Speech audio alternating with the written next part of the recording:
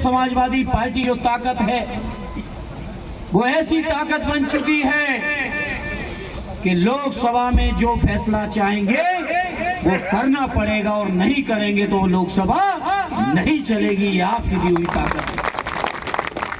इसलिए मैं उम्मीद करता हूं, प्रार्थना करता हूं कि आप लोग साथी हमारे अजीत जी को ऐतिहासिक वोटों से जिताएंगे।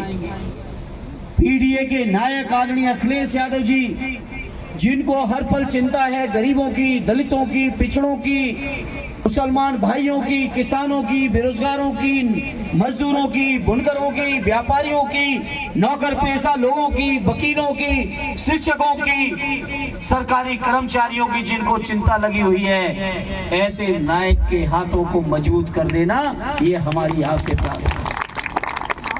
एक साथी ने भी चर्चा की, देश की संसद के अंदर जिस तरह से बाबा साहब भीमराव अम्बेडकर जी का अपमान किया बीजेपी के गृह मंत्री जी ने, बताओ मेरे पीडीए के भाइयों, बाबा साहब के अपमान का बदला लोगे कि नहीं लोगे इस चुनाव को? बताओ मेरे साथियों,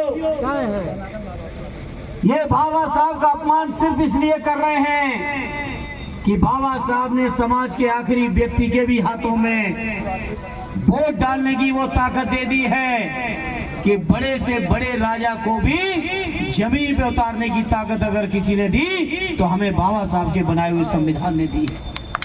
आज उस संविधान के ऊपर भी तमाम तरीके के हमले हैं, तमाम तरीके के खतरे हैं।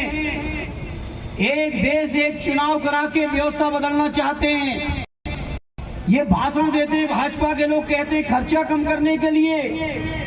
अरे इस देश की राजनीति में अगर पैसे का बोलबाला किसी ने बढ़ाया है, खर्चा किसी ने चुनाव में बढ़ाया है, तो वो भारतीय जनता पार्टी ने बढ़ाया, दूसरे किसी दल ने नहीं बढ़ाया है। वही लोग जो खर्चा बढ़ा रहे हैं वो लोग कह रहे हैं कि खर्चा कम करने के लिए एक देश एक चुनाव करना चाहते हैं।